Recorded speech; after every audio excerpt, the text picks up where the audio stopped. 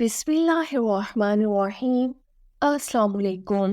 نبی کریم صلی اللہ علیہ وسلم نے فرمایا، ایک آدمی صحرا میں چلا جا رہا تھا کہ اس نے بادل سے ایک آواز سنی، فلاں کے باغ کو سیراب کر۔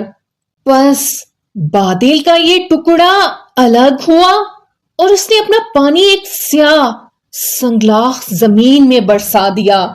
بس ان نالوں میں سے ایک نالے نے سارا پانی اپنے اندر جمع کر لیا اور پانی چلنے لگا۔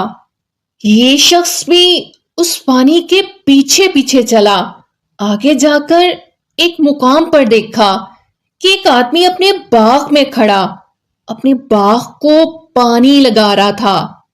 اس نے اس سے پوچھا، اے اللہ کے بندے، تیرا نام کیا ہے؟ اس نے وہی نام بتایا جو اس نے بادل سے سنا تھا۔ باغبان نے اس سے کہا، اے اللہ کے بندے، تو میرا نام کیوں پوچھتا ہے؟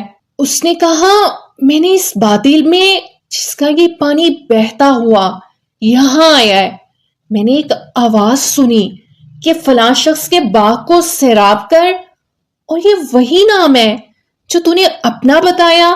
تو اس باغ میں ایسا کون سا عمل کرتا ہے کہ تیرے باغ کی سیرابی کے لیے اللہ نے بادل کو حکم دیا؟ اس باغ والے نے کہا، جب تو یہ کہہ رہا ہے تو میں بتا دیتا ہوں کہ میں اس باغ کی پیداوار کا اندازہ لگاتا ہوں اور اس میں سے ایک حصہ صدقہ کرتا ہوں اور دوسرا حصہ میری اور میرے اہل و عیال کی خوراک ہو جاتا ہے، اور اس کا تیسرا حصہ میں اس باغ پر دوبارہ لگا دیتا ہوں۔ اس واقعے میں صدقہ اور خیرات کی فضیلت کے ساتھ ساتھ کشف و کرامت کا بیان بھی ہے، لیکن یہ کشف اور کرامت یا معجزہ اللہ کے اختیار میں ہے۔